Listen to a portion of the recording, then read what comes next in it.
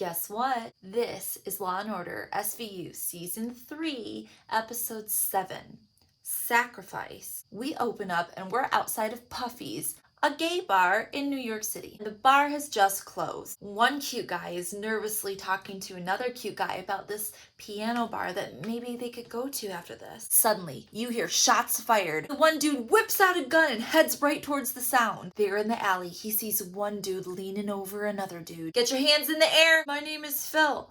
I sleep here. We jump to the hospital and we find out that the guy with the gun, he's Detective Steve Nathan, and he's filling Benson and Stabler in on what the fuck happened. Your John Doe is a white dude in his 20s. Caught a slug right in the gut, but he's not dead. Benson and Stabler wonder, is this gay bashing? AKA a fucking hate crime?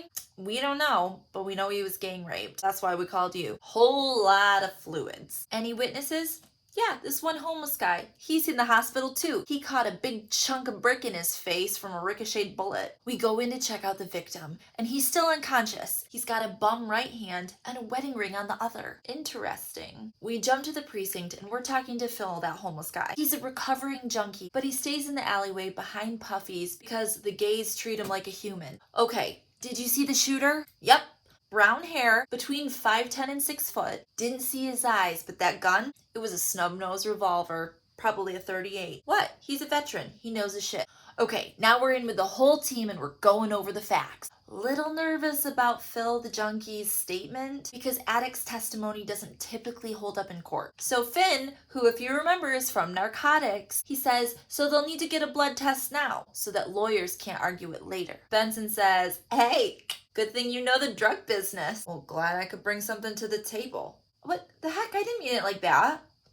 Okay, so we have to figure out who this John Doe is. Cragen says, Benson and Stabler, head back to Puffy's. Munch, you're on missing persons duty. Benson and Stabler are talking to the bartender. He looks at a picture of the victim.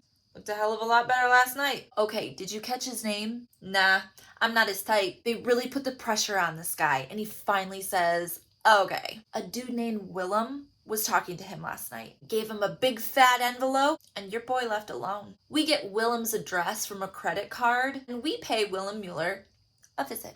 A very fancy gentleman comes to the door. Hi, are you Willem Mueller? No, I'm Ray Borland. Willem is my houseboy. What did he do now? Houseboy?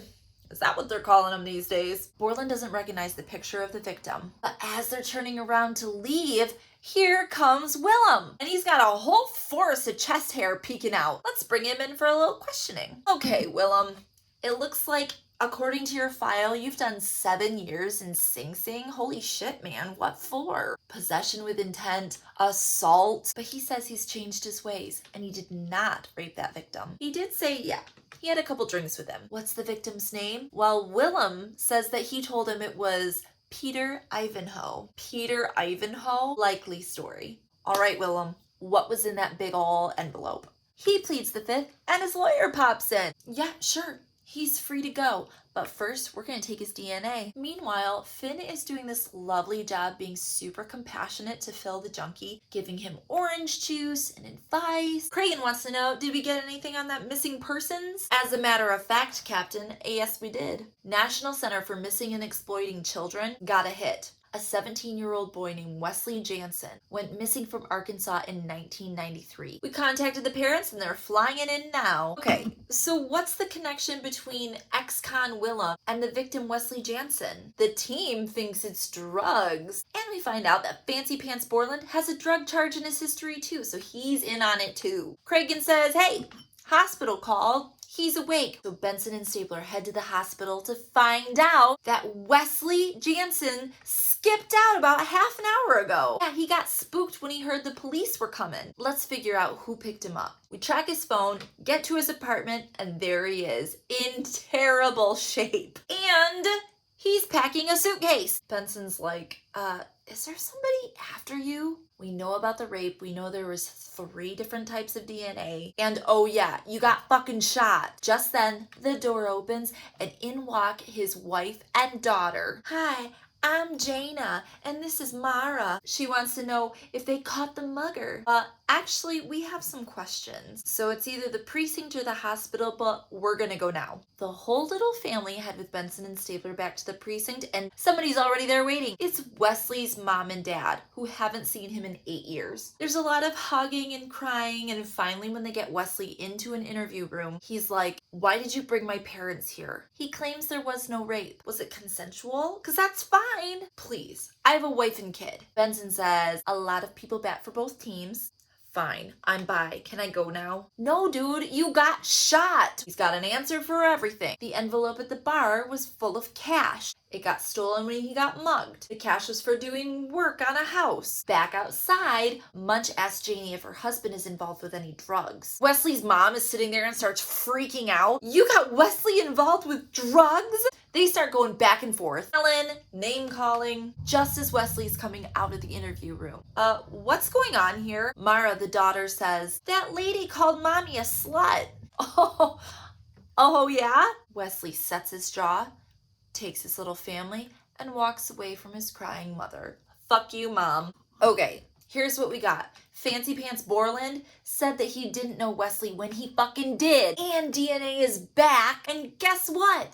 Mueller's DNA was one of the DNAs inside of Wesley. I wonder if Borland is another one of the DNAs. Let's bring both of them in. We've got them in 2 different interrogation rooms, but neither of them are talking. There's a shifty bit of back and forth between Munch and Finn about what's gonna happen to Mueller when he goes to prison. You don't want to talk to us without a lawyer. That's fine. Fine, let me sign the release. Nobody got raped. We were making a movie. And we're gonna find out all about it because Borland is talking now too. I produce films. Gay porn films. Gay on straight sells more than gay on gay. My actor Wesley is strictly gay for pay at $1,500 a bang. Okay, well, maybe this makes a little bit more sense why Wesley was like hesitant to talk about it, especially in front of his wife and parents. But Huang says this shooting was personal. He wasn't shot in the head or the heart. The stomach is a much slower and more painful death. With all this new insight, Benson and Stabler want to go over and talk to Wesley Jansen, but nobody's home. Let's ask the neighbor. The first thing this lady asks is, "Oh, is he dead?" Wait, what? She says, "I don't mind checking in on him, but the second time I went up, he was out cold." So she called 911. They know what hospital he went to because he doesn't have insurance. Find Wesley laid up in the hospital, and they're like, "Dude, you have to start talking to us. Who shot you?" I see how you look at me now that you know I have sex for money. You think I'm trash. But when they mention that they're gonna go talk to Jaina, he gets real agitated. Well, I think that means we gotta go talk to Gina. They head over to the insurance agency where Gina's working, only to find her dressed as a housewife, vigorously scrubbing the floors while this shirtless, ripped dude with a construction hat is standing over top of her. That's right, folks. Jaina is also in porn. The director, Cal Omar, just so irritated that they have to stop filming. Time is money, people. Jaina's like, "Please, if I don't work, I don't get paid." And then suddenly, out of nowhere, daughter Mara runs out to her mom. There's a woman running out after her. "Sorry, Jaina, she just slipped away for a second." Benson and Stabler look at Jaina. What the fucking fuck is your daughter doing on a porn set? You couldn't find a babysitter? So they have to charge her with child endangerment. Please don't do this. She has cystic fibrosis. She needs constant care. I'm doing the best that I can. And as we established 3 times already in this episode, they don't have insurance. Wesley's the only one that knows how to do her chest therapy. Stabler takes pity and says, "Okay, we'll consider putting you on notice, giving you a fucking warning, but there's a catch. Tell us who shot your husband." Guess what she says? "You're gonna have to arrest me." Cragen wants to check in on that Cal Omar guy. He's got a funny feeling. We catch up with him back at the set. We find out that his alibi for the shooting was that he was there prepping for a movie / doing the new upcoming star, Delia Sarton, just like he used to do with Jaina. You and Jaina were fucking? Yeah, but not anymore. She's got some mileage on her. Fuck you. How about that? Okay, let's check with Delia Sarton. Delia, What's your alibi? My alibi is that I was with Cal Omar from 8:30 p.m. to 1:30 a.m. And then I took a yellow cab home. Okay, look, Delia, I'm gonna be doing like 3 fucking years in Sing Sing for obstruction. Do you want to change your story? Yes, I just wanted to be a star like Jaina. We jumped to Jaina's arraignment, pleads not guilty to child endangerment. Judge isn't having it, $5,000 bail. As they're leaving the courtroom, they catch up with Wesley. Hey, we know that Cal is involved and that he's got a thing for your wife. Why don't you just speak up and say that? Stabler baits him so that he can put him in a headlock. Do you think we didn't try to get away? Jaina has tried.